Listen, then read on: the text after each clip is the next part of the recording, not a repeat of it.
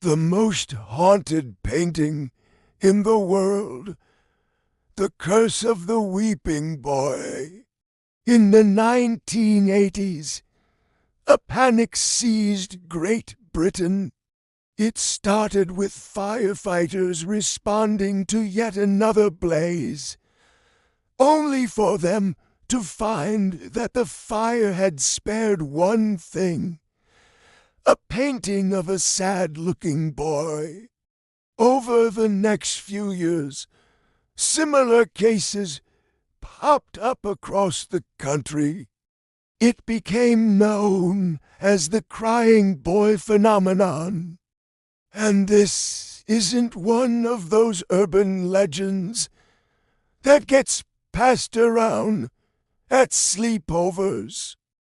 This was splashed across the front pages of major newspapers and even featured on national news broadcasts.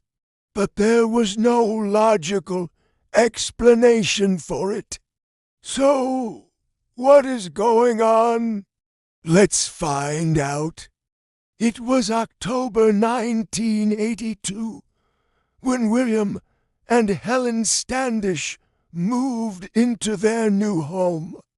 It was a gorgeous detached house in Hartlepool, England, and overall, they loved the place. Their daughter Joanne was less impressed. She called it boring. However, she changed her tune after finding a picture in the attic.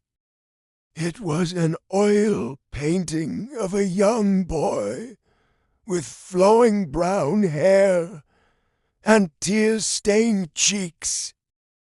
He looked like he was about 10 years old, and he was wearing 19th century clothes. There was something about his somber eyes that drew her in. Joan asked if she could hang it up in her room, and her parents agreed. Everything seemed fine at first, but then things started to go wrong. Within days, Joan came down with the flu. Then her puppy, which had been healthy and full of energy, suddenly collapsed and died. Then a fire broke out in the kitchen. Fortunately, the family was able to put it out themselves, and no one was hurt. They couldn't help but think that the painting had brought bad luck to their home. They took it back to the attic, and nothing seemed to happen after that. Then one night, smoke filled the house, and the family was forced to flee. When firefighters arrived, they found the house ablaze. They battled through the flames and saved the lives of the family and their cat. But everything else was destroyed. When the fire was out, firefighters noticed something strange. The one thing that hadn't burned was the painting of the weeping boy. The family was shocked and devastated, not just because of the damage to their home, but because of the uncanny survival of the painting. They contacted the local paper, and soon this story became a sensation. It wasn't long before the media dubbed it the curse of the crying boy. Stories like this were nothing new. For centuries, people have blamed mysterious paintings for fires, accidents, and illnesses. Usually, these stories are laughed off as superstitious nonsense. But now everyone was talking about it. Fire crews across the UK started to notice patterns.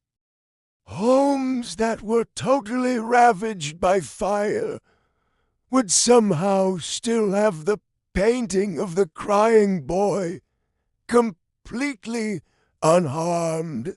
Some people claimed that their homes burned down twice, and both times the painting survived unscathed. Others said that they didn't want to tempt fate and immediately threw the paintings out after hearing the stories. But many people kept them. They simply hung the painting in a place where no one could see it. That way, it was out of sight, out of mind. But it wasn't just the homeowners who were affected. Firefighters who entered the burning buildings reported feeling a sudden chill, as if someone had opened a window in a stuffy room.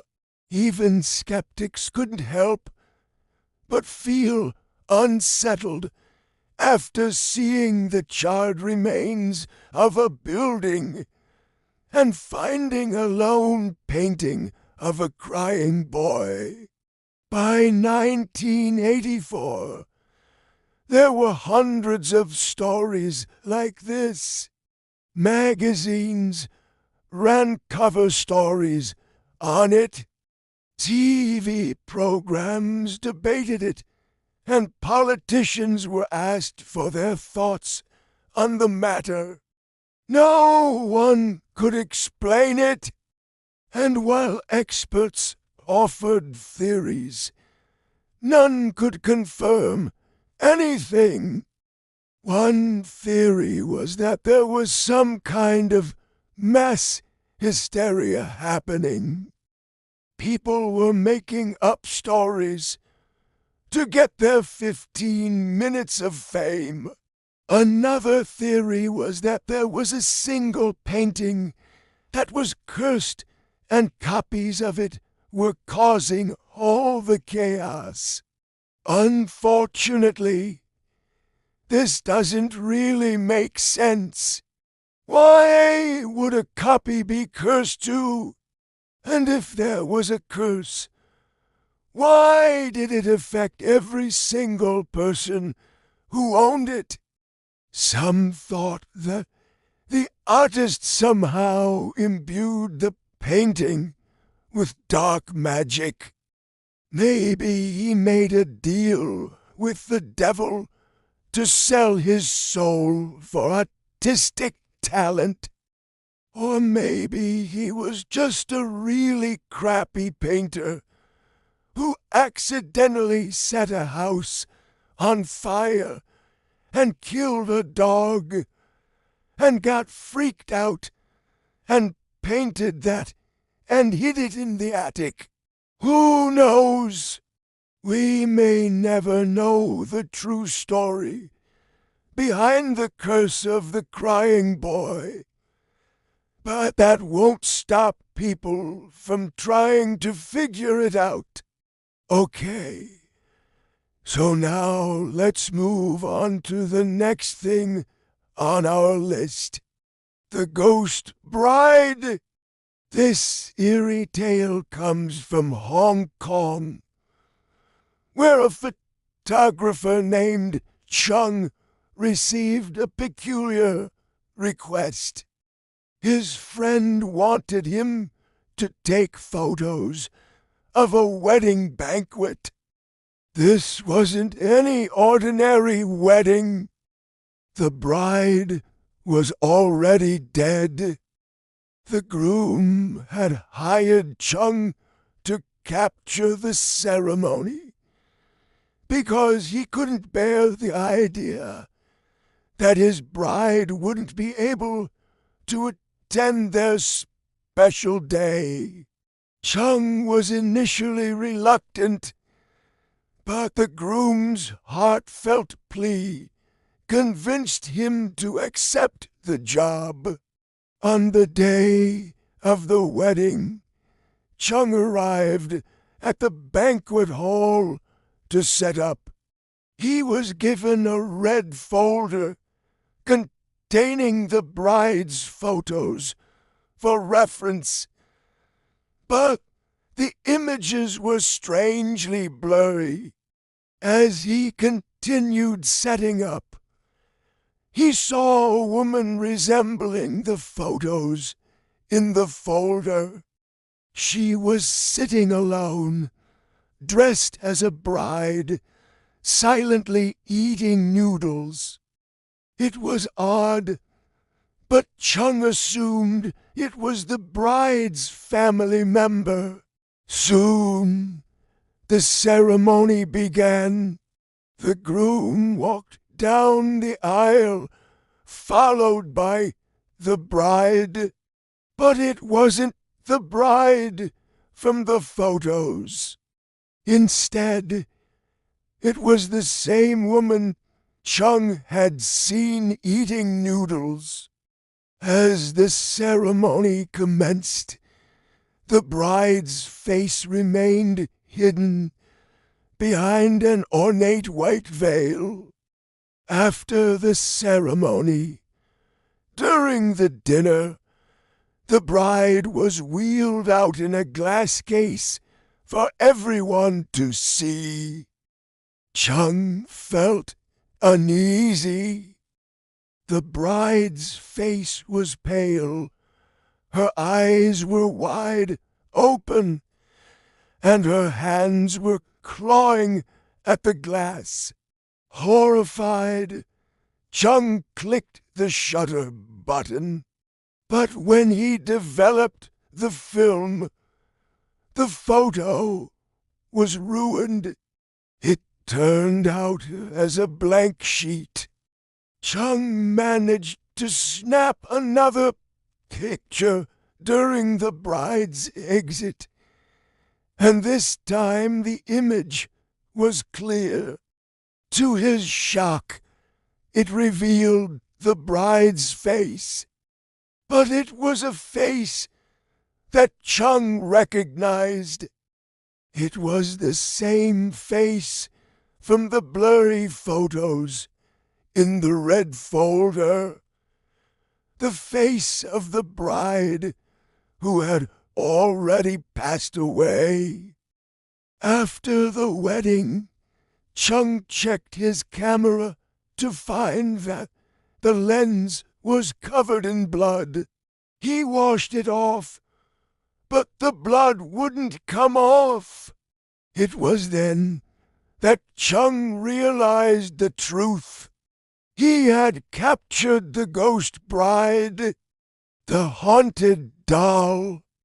Tara Lynn was only 19 when she inherited an antique doll from her grandmother. The doll, named Ophelia, was beautiful with porcelain skin, rosy cheeks, long flowing hair, and a pink silk dress.